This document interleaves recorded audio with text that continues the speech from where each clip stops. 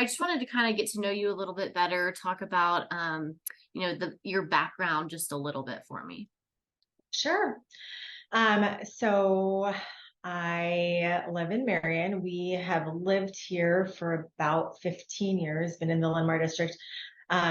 Although we've been with Marion for I guess my husband, if you know my husband, he's city planning and development director for 22 years here in the city. So I've been around a lot longer than that. We just have been married and moved to Marion for about that long. I work in healthcare IT, so kind of data analytics, practice management, work remote. This is my office. I work remote. My corporate office is in Atlanta, so then I do some traveling to different areas. I've done a lot. We've been very, obviously, my husband being working for the city for so long, he has since moved on to the private sector just last year. Been very, very involved in the community for the last many years. So involved with Chamber and Medco and lots of different nonprofits and part of all of the uptown streetscape and making Marion the community that it is, that one of the fastest growing cities in the state. So very, very proud of that. Very involved in lots of community things, and I've been the president of a local nonprofit here I've been in lots of executive leadership roles, but most recently the president for the last 4 or 5-ish years of a local nonprofit that helps families here in the community make healthy choices for life. And we do lots of other things, lots of educational things, help them with basic needs, lots of things, but we do been involved in lots of different community organizations. What else do you want? 3 kids that go to Linn-Mar, well, one that just graduated, one that is a 7th grader at Oak Ridge, and one that is a 2nd grader at Echo. So yeah, what else can I tell you, Skylar? That's perfect. So now I just kind of was interested in why you're choosing to run for the school board. Yeah, so it was really kind of been on my heart for about the last year. So I transitioned out of my presidency role at the local nonprofit that I was at. And there have been a lot of things going on at the Linn-Mar board level that I would just say I felt our district is so amazing. There's such great things going on with our district. I see such great potential for us, but I, as a leader, saw a lot of things from a board level that was frustrating to me.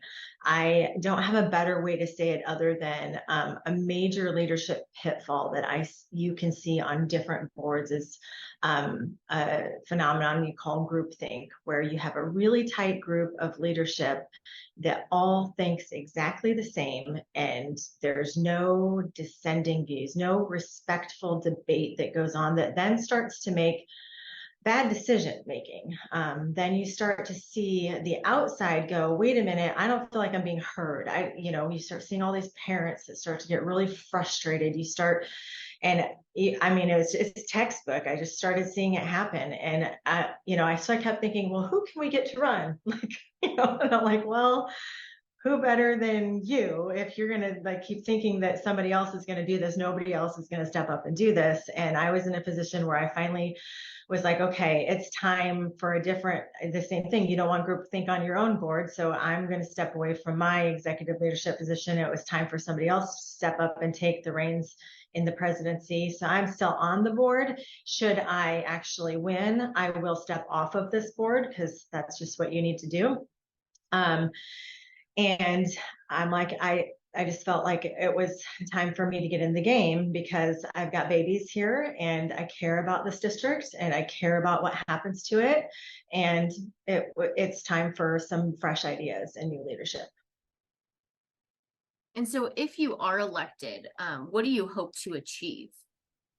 I really hope to be a voice for the people. I hope that if I'm elected, that we can start empowering more of a ground up leadership strategy than a top down. I am really more of let the best ideas win, a meritocracy kind of. Like I really feel like we can empower teachers, we can empower parents, and the kids win when that happens. So, we recently changed our curriculum. And it was really interesting. I'm not saying it's bad. I'm sure it's great. Like, I'm sure the curriculum's great. So I would say, so I would hope that we could empower teachers to have more of a say in the day-to-day decision-making processes.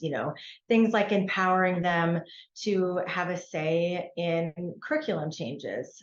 So rather than just having a top-down decision on a curriculum, making time for them to have input in that particular curriculum to say, hey, I really think this is a great idea.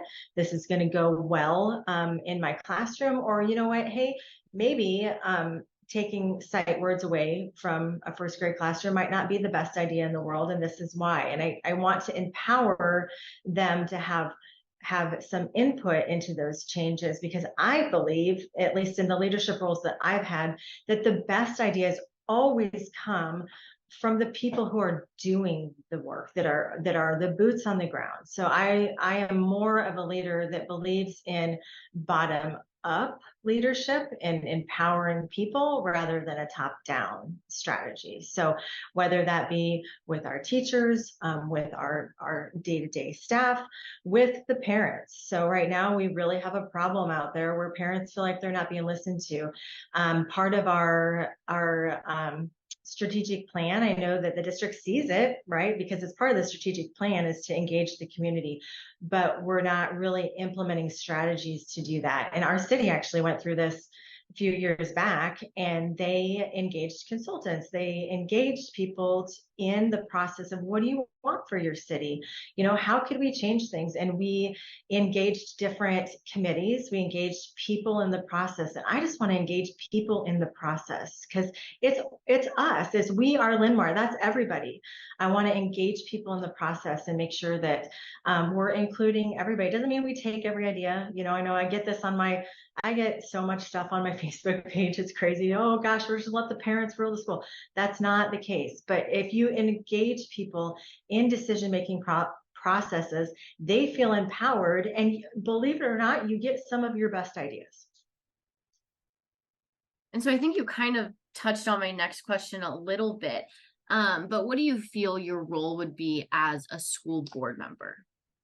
My role as a school board member is not to get in the weeds. It's to help set policy. It's to help set direction.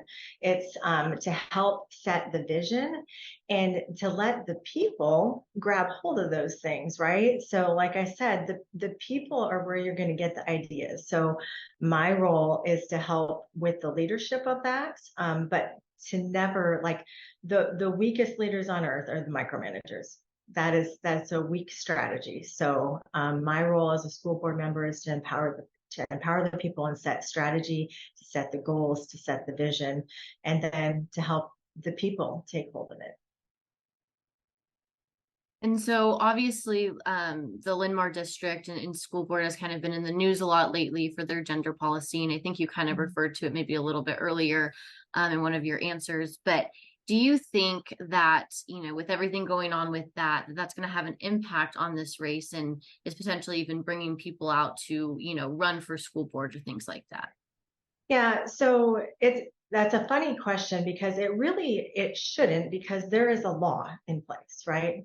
But the reality of this is that this is where leadership needs to step up, because we had a policy that was in place, and the policy never got retracted. So this is where you go, okay, what's good leadership? Good leadership is communication. Good leadership is setting clear vision. Good leadership is telling your staff, hey, this is the policy, or this is now the new policy that's moving forward. Well, what happened is we put a policy forward, and things went along. So the kids said, this is our policy, that we can go into whatever bathroom that we want, whatever locker room that we want, this is the policy moving forward. Well, then the state came in, and there's now a different policy that's in place for the state.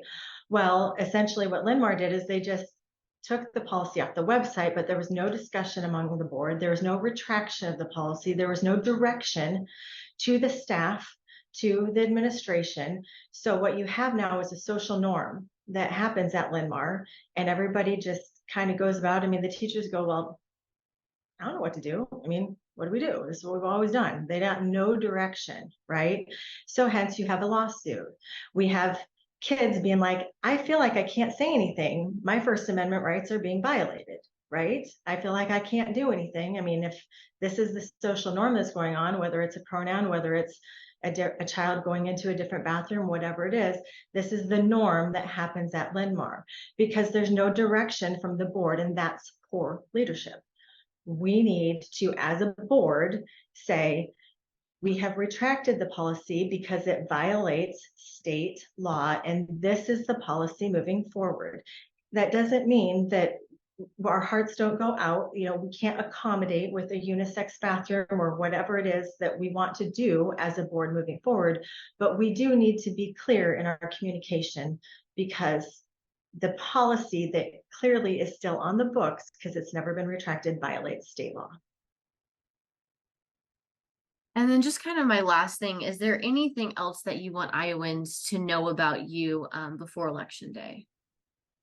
I think what I'd like Iowans to know about me is that I am a collaborator.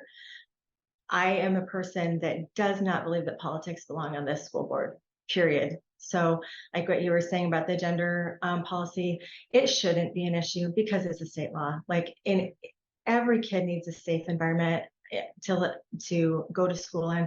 I think it's ridiculous the way that we have allowed politics to creep so far into so many aspects of our lives. And these are our kids we're talking about. I am running because I want to serve. I want to serve these teachers. I want to serve these kids. I want to serve our community.